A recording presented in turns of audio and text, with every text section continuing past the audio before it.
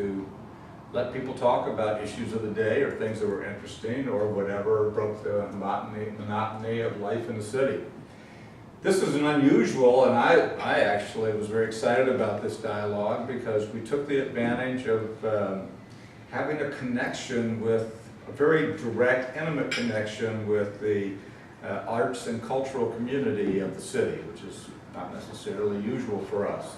And that was the fact that Chris, who, you know, for a long time I couldn't figure out this guy who always was sitting in the back chair. I thought maybe he came with the place, and that turned out to be somewhat true. And then, yeah, when his book all of a sudden got all that, we used to have a daily paper, and when all of a sudden it got all this publicity, I said, damn, I know he had to have written some of that book right there in that chair. So then, you know, he was selling books like hotcakes, but I felt, you know, a certain hey. And then next thing you knew, I decided to run into Chris Champagne's book, Yat Dictionary, which was, you know, out for a long time. I then heard we had another local author, and what do you know? It's the first, what do you call this variety? Young adult fantasy? What is this? A certain... Young adult and urban fantasy. Young adult urban fantasy. I have to honestly say, at my particular age, I'd never read a young adult urban fantasy.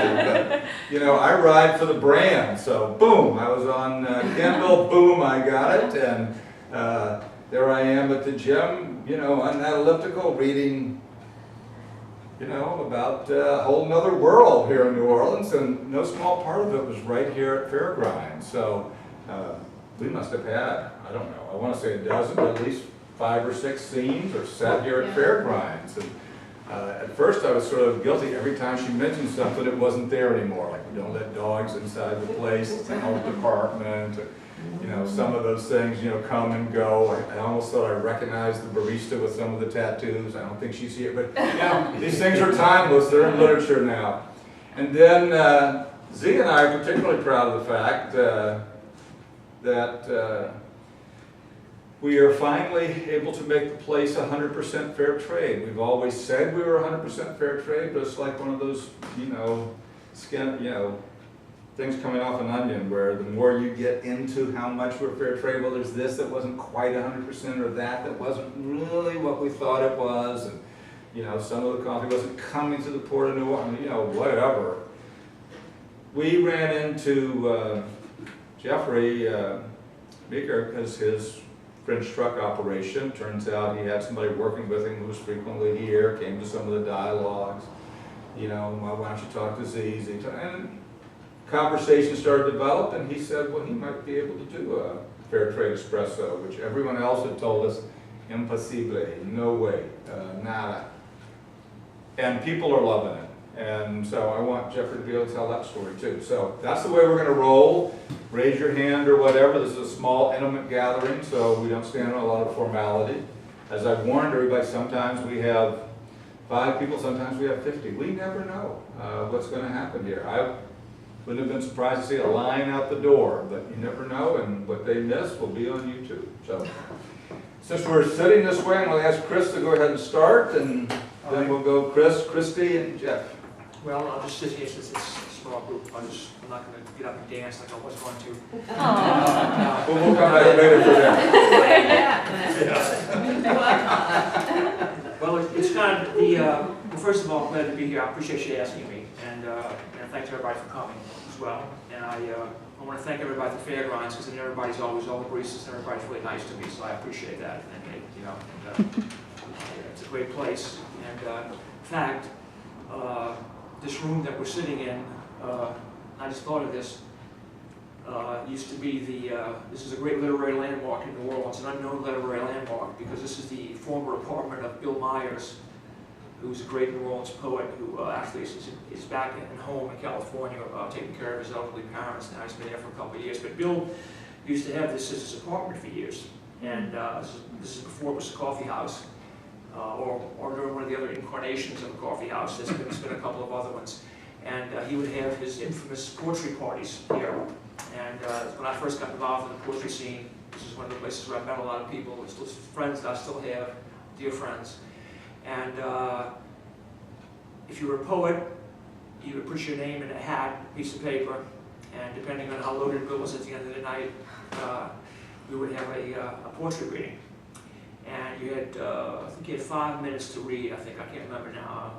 It was either 5 or 10 minutes, and someone would time you, and someone else would have a water pistol. And, and if you went over better than a hook, huh?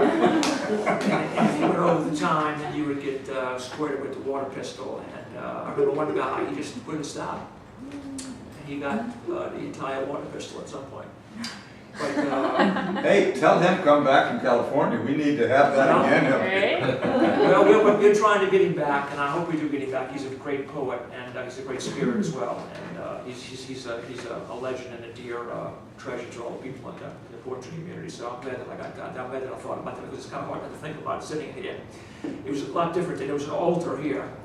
And, just pretend. I told you we should have left the altar. I know, we took it down. We weren't even thinking. You know, there was a neighbor, I mean, I'm trying to get too far in Bill, but there was a neighbor, he was a former Marine named Randy, and every time we had a party, he would call the police. He may still be here. Yeah. Well, I didn't know, but he would end the party for us, usually, depending on what policeman we got. And I brought a trumpet player once. Jack Fine, he's like in his 80s, now he's from New York City. He was blowing his trumpet in here. I don't know if that was what got the call, but anyway. Well, to my book, The Yak Dictionary. I was sitting down in what I call unofficially my office, the chair in the back that I look for when I come in, and got used to it. And trailblazer, because people used to not sit in that chair. Still, they don't sit in there that much, so that's good for me. But They think it's really the official bathroom of the custodian's chair. I'll see. Well, they do that too. And if you sit there, that's what you end up doing half the time. Well, no, I don't think any, no, maybe they're in there. I know. I think people just don't want to jiggle that handle. No, they don't seem to. It's a cultural phenomenon. Please put it in your next book. I guess, but it's, because I mean, sometimes I'll know, sometimes I don't, and I don't want to be responsible for them, like their bladders exploding. So I will say, you know, look, I don't know, you know, I'm sorry, you know, I mean, I should try to handle it. Oh, well, I said, if I'm in a bad mood, I'll get up and I'll try to handle it myself. Because you see, if you knock, if there's no one in there, nobody's going to answer. But that's a concept that some people understand as well. But nonetheless, I think I was sitting in the chair, and I got an email from Bill Lavender, who is the publisher of Lavender Inc., which is he's had a long time press of his own. He was in charge of the University of New Orleans Press, where he oversaw probably hundreds of books that were published in the last few years, and lots of the people from the UNO Press have won several awards and gotten several contracts with several, I think, novelists who've actually gotten, you know, several book deals who are students out there. In fact, one of the guys who comes in here that I know is Joseph Boyd, who his first novel won the award as the best novel in Canada, I think 3 years ago. He was a best-selling author in Canada, number one bestseller. He's from Canada. So anyway, so Bill left UNO last summer, and he had his own press for a long time. And a friend of mine actually suggested that he should do a Yak dictionary, and Bill said, well, you should, do you want to do it? And he said, well, no, I'm from New Jersey. He said, Chris should do it.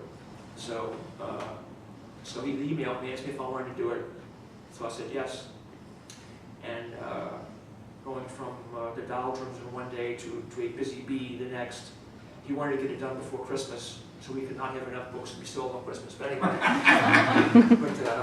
but that's a good problem, I guess. And so I started, you know, doing some research, and I used myself as research because I'm a yak, and I had written a lot of things. I've written comedy sketches and different things, and poems, and so I used myself as a reference as well. And I went online, I went to libraries, and of course I took it serious because, you know, I wrote a thing about yak for a compilation of essays not long ago, and which is the foreword here.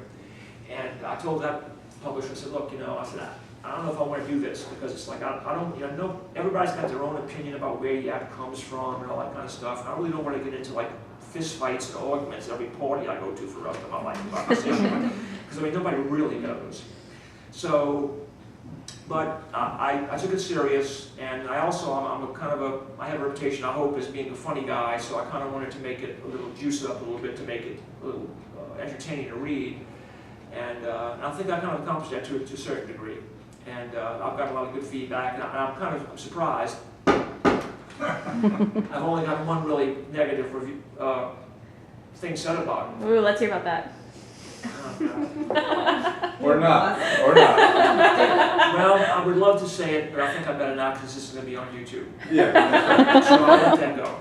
And although it's pretty juicy, I'll tell you later. Yeah, later. And but anyway, I've had several notable Orleanians who are known for their writing around town come up to me and tell me that that did a really good job. So that was kind of really, I really appreciated that. That was very, very nice. Because I mean, if you're a writer, you don't get many, you don't get I don't know, you don't get enough good feedback sometimes for things that you do. It's kind of a solitary situation. I'm sure you can attest to that. Of course, I mean, at that point, solitary is sport, but still, it's very nice to I need all the encouragement that I can get. So that's been really nice. And of course, it sold pretty briskly. I mean, I couldn't keep them in my hands. I would go into a bar and people would say, oh, I want that now. And I thought I just went to a party just now, but I had to leave. And so, oh, do you have one now? And I sold one in 5 minutes before I came. So I wish I would continue. And I had a show last night called Megan, the Going Away Party, a comedy, obviously. And I sold all the ones that I had. I didn't bring that many. I brought about 7. I sold them all after the show. So that was pretty good. And I should have thought of this in 1972. And but I didn't. And Well, give us a taste. okay, sure. Give us a definition of some.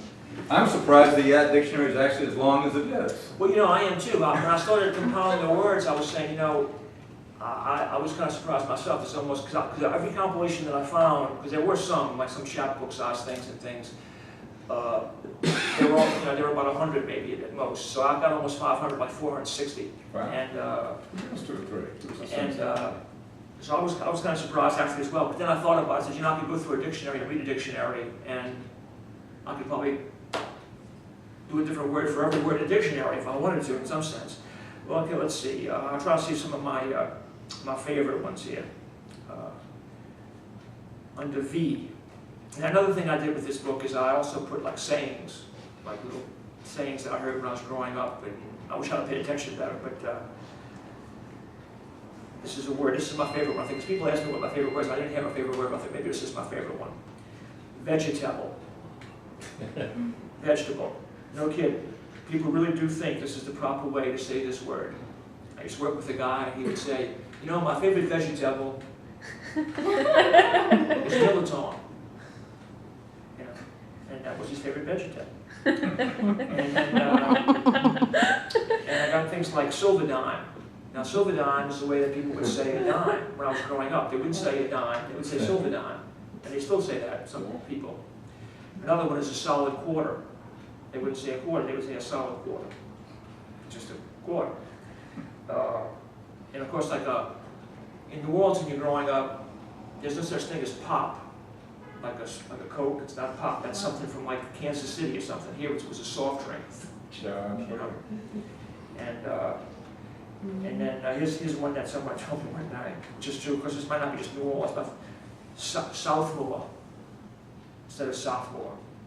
I have sophomore, not the opposite of Northmore. So that's kind of this is one where you could go through the dictionary, you could find at least words like shower, as shower. When Janet Leigh scared you in Psycho at the show. And the show would be in the theater. In other words, if you were going to the movie, you would go to the show. That was the movie theater. Let's see if I can find a saying here, if I can find one that's not too nasty. That's a small it takes you crowd. over, it's fine. We don't have the young adult segment here. Well, this is one of my favorite ones. It's really not a New Orleans thing because the Wayne's World, evidently, I had stopped watching Saturday Night Live at that time. There were too many unfunny things. And evidently they used this, monkeys will jump. They must have used this expression evidently and made it famous again. But this is an expression that probably goes back to the beginning of, the century in the United States. But this is one you hear all the time in New Orleans. So monkeys will jump out of my ass before that happens.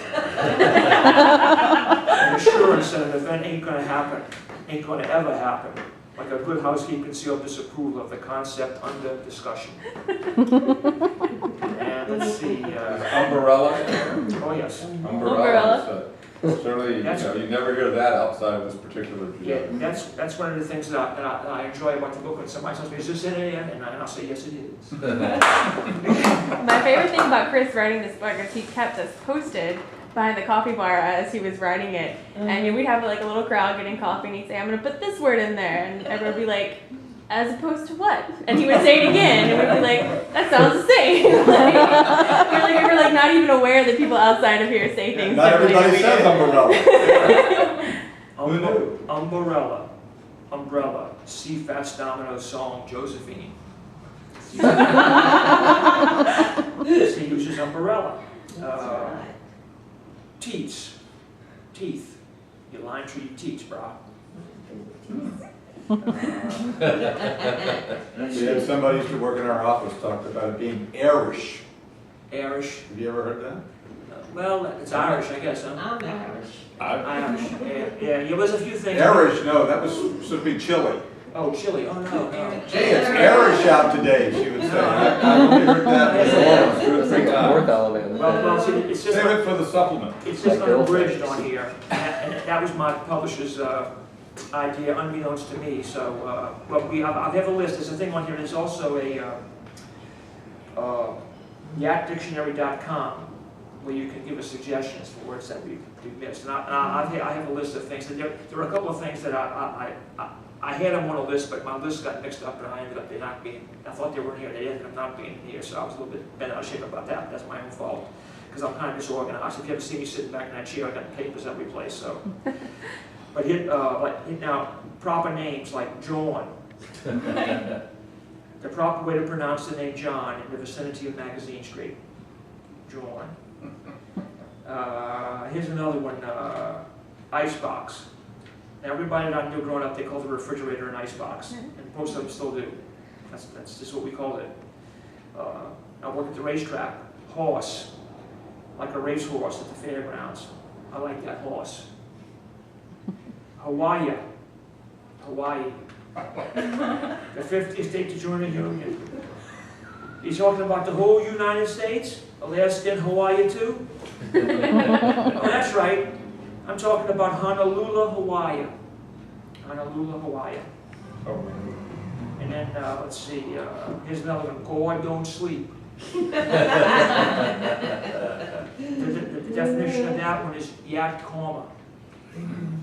Yeah, So, I don't know, I'm going to, now one brief thing about this language, okay, it's a white language yet, actually. And I actually had a scholar come to see one of my shows because she saw my name as a Yat something, and she's writing her dissertation on the New Orleans language. And she had a 7th Ward dictionary that's out of print. It costs $286 used on Amazon. And I have it in my car right now, actually. And I looked at that as a source. And you know, there are things that we do say a lot to get saying, but there's a lot of differences as well. Like 7th Ward Creole, New Orleans, there's a lot more French words that they use that we don't really use in Yat so much. Because Yat, from all the scholarly people, and I'm not saying this is true, because if they say, it started kind of like in the 9th Ward in the Irish Channel. And it's kind of an Irish and German, Irish mostly, then a German come in. Of course, there's a lot of Italian words, because there was a big immigration of Italians in the 1880s. And they, you know, they're a very prominent part of our community now. So there's lots of words that are seeped into our language. And the theory that I have, the one that I think is the right theory, so I have it in the foreword, is that basically, because the New York language and the New Orleans language kind of are very similar, which has surprised a lot of people who've never been down here. But it's like, you know, the Irish came in the 1840s, the Germans came in the 1840s in the same waves of immigration. They came to New Orleans, they came to New York in the same numbers, huge numbers at the same time. The Italians, the same thing. The 1880s was the Great Migration. They came to New York, they came to New Orleans, they came to San Francisco. I mean, they came other places too, but that's where they came mostly, because those were the ports. And New Orleans was a big port then, and New York was a big port. So I kind of think that's kind of where the language, you know, comes from. And so anyway, so that's my theory, and I'm sticking to it. Now, I have one more thing to say, and then I'll give it over to Christy, since you're the next one in line. There we go. And thank you again for coming in. So I'll give you a little taste of, I have a yacht poem that I do. I've been in a couple of national poetry slams, and this is the highest score that I ever got. I went to the Green Mill in Chicago, which is where the poetry slam was originated. They have a slam there every Sunday night. I signed up for the slam, and I kicked their hindies. So that was a nice night. So I did my New Orleans poem, and Chuck Perkins is one of the best poets in New Orleans. He was living in Chicago then. He was in the audience. He said, you know, he says, those people didn't know what the hell you were talking about. He says, but I'm from New Orleans. And I was with you every step of the way. So that was kind of cool, because he's a really cool guy. This city's been going to the Bacauza for years. You got these mother-humping politicians with heads of sofas and naked alligator pear squiggling on an earnest string telling they're going to run the city like a business. Some bitches don't know shit from shine over and they claim to know the name of an unknown soldier's wife. Believe me when I tell you, these bastards are nothing more than the lost ball in high weeds. They're only trying to stick it in your keister for Easter and your pubiscus for Christmas, in your bonza for Kwanzaa. But I got their critique hanging, flapping in the Wrigley's briefs. My cucunis are getting this big. I mean, they're really starting to swell them up. But it's time we stuck my Creole Southern Staming and their go-go so far they're going to scream like a jaguar with the rock boughs. And if that ain't bad enough, you got some propagandist egghead from Tulane and Loyola putting their mouth on the yaps. Well, this is one scuzzy nightboard boy who ate enough vegetables that he ain't got brain damage. I just as soon drop a bomb on them all, or God forbid, flush them down a toilet with nothing more than a passing thought. And if they think they're going to get the better of me, all I can tell you is they're going to shit a brick with their name on it. Monkeys are going to jump out there, so they get away with that. When I get through with these chookies, they're going to be at Roots Chris, cutting buttonholes, pacing up and down like a walking jolly, having a connection fit doing St. Vitus dance, not knowing whether to shit or go blind. And if you really want to get down to the bottom of the problem, all you got to do is follow the money, honey. That's right, the Scooties, the Largeon, the Greenbacks, the 7th Ward Smackers. Show me the kern, Daddy. We got to stop running the city like a rabbit shop. We got to start taking up for those ports and darlings, working their fingers to the bone just to earn a silver dime. Not them sons of bitchin' politicians that everybody knows will steal Christ off the cross. Then go back for the nails. You ought to put them bastards under the jail. But Cap, they ain't gonna get away with it, because God don't sleep. Yeah, you right.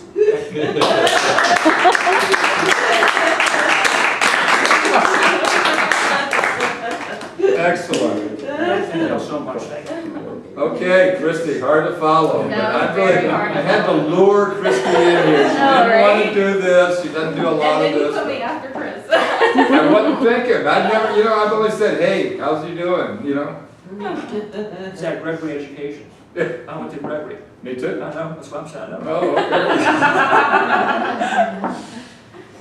All right, so thank you again, like Chris said, thank you for inviting me.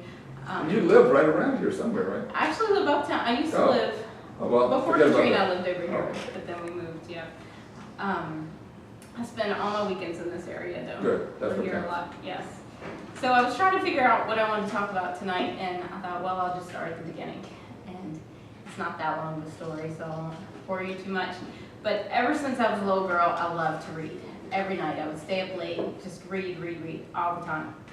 And I thought, one day I'm going to write a book. I always wanted to do this. I went on, go to college years later, studied English literature. Then I went on for Mass Comm. For the past 11 years, I've been a public affairs specialist and a freelance travel writer. So I write every day. It's what I do. But I never write fiction. And that's what I love. It's what I love to read, because I love how you get lost in the book, and you know, and you're in a whole different world, and you don't know what's going on, you don't know what's going to happen. And I thought, you know, if I wrote that book myself, then I could decide what happens. I can decide where they're going. Excuse me, I'm nervous. And so here I am. I'm thinking, I'm going to do this one day. I never do it. Of course not. So I'm working, and I'm pregnant. I'm 6 months pregnant with my second child. And I find out my good government job that I'm at, they're going to restructure, and I'm going to lose my job. Oh, no. And I think, what am I going to do? And I'm so stressed out all the time, every day. And I needed something. I needed a distraction. And my sister gives me the Twilight books to read. And I'm like, I am not reading about vampires. Just forget it. Don't give it to me. I don't want it. And she said, you have to read it. No, no. Every time I saw her, she would give it to me again. And then I thought, finally, all right, I'll just read it so I can tell her I read it and be done with it. I read the whole series in a week. I got lost in the books. It was great. It wasn't so much the vampires, but it was how they were written. It was just so easy. It was a page turner. You know, you went through it. And I thought, this is what I should do. I can do this. I can write a book about young adults, you know, make it very easy to read. I had this stigma that you had to write fine literature. You know, I'm an English literature major. You have to write. My favorite books are The Count of Monte Cristo, Lonesome Dove, things like that. And I thought, I'm never going to be able to write these, but this would be great. And it's something, it'd just be fun. So I thought about it. Okay, I'm going to do it. I'm going to do it. Still never did it, right? Then we go on vacation, and we drive to the Smokies. My oldest son's sleeping in the back. My husband is driving.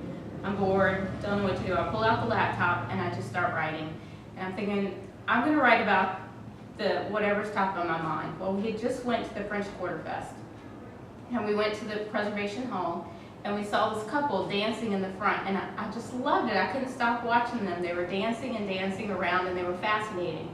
And I thought, I'm going to write about that and just see where it goes. So that's the first part of the book, which is actually in the middle of the book. But I wrote that first. And then we get to Highlands, North Carolina. It was the cutest little town. My son loved the botanical gardens, and I thought I should write about this town. So that's where the book opens, in Highlands, North Carolina. Then we come home. And I wanted to keep writing, I wanted to keep at it, but I didn't have characters, I didn't know what I was talking about, anything. So I pulled out my Google Calendar and I thought, what went on this year? It was 2010. I looked from the very beginning. There was the Battle of New Orleans we went to. There was the Super Bowl that year, the Saints had won. There was the Super Bowl parade, there was Mardi Gras, all these things, so that became my outline. This is what I was going to do. I was going to go down. Whoever this person was I was writing about was going to go to all of these things in New Orleans. I knew that. And I remember someone saying that you write about what you know. Well, what I knew was this coffee shop. We were here every weekend. That little park across the street, my son has found every cicada in that park over there. We live at that park. The house on my street that's been under construction for a while, if I had lots of money, I would have bought that house. I would be living there now, I tell you. So, and I just sat down. I had two rules. I was going to write every night. I wasn't going to stop, even if I just wrote one sentence or a whole chapter. This is what I was going to do. And my second rule was no editing. I wasn't going back. You know, if I wrote it, that was it. At the very end, of course, I went back, looked at the grammar and everything. Several times I went over it. But I didn't want to change anything. I just wanted to come out. And before I knew it, I had written the entire book in 3 months. And I can't tell you how I did it, actually. To this day, I never had the story in my mind. It's almost like I could have been asleep and it would have written itself. It was just in there. And I had the best time writing it. It was, you know, when you're young and they had those books where you could read them and you could decide, oh, well, the person can go here, they can go here. And if you choose this one, they go to chapter 5. And if you choose this one, you go to chapter 7. And I kept thinking, that's what I want to do. I want to take this girl and make her go wherever I want her to go, you know, and write her whole life story. And it doesn't even matter if bad things happen to her because it's not real. You know, it's just a book. It doesn't matter. So when I finished, I was kind of surprised. My friend Megan is here, and she actually read it chapter by chapter through the whole time, and she gave me a lot of encouragement along the way. And when I never really even thought about publishing it, and when I finished, my family read it, they all liked it, but of course, you know, your family's gonna like it. So I thought, well, I'll see. And I went through the process, had a very hard time. For about a year, I sent query after query after query to agents, never got anybody to pick it up, anything. Finally, I gave up, forget it, I'm not getting it published. And then my aunt sends me an article about this girl named Amanda Hawking. I don't know if you've heard of her, but she became a millionaire off of publishing on Amazon, on Kindle. And she never had a real publisher until just recently, I think. And she just put all her books up there for 99 cents and was selling them and selling them. And I thought, once again, there's that stigma. You don't want to be a self-publisher. You know, I don't want to, everybody's gonna look down on you if you self-publish. But after a while, I thought, okay, let me look into it. And it turns out it's extremely easy to publish on Amazon, and it's free. And I thought, what can I lose? I'll just do it. I'll just stick it up there, put it on. And it didn't take that long to do it. I started selling a few copies here and there. And then they let you do this promotion where you can give it away for free, the Kindle version of it, for up to 5 days. So I said, I'm gonna do it. It was Black Friday, right after Thanksgiving. I said, on Cyber Monday, I'm gonna put this up for free. I'm not gonna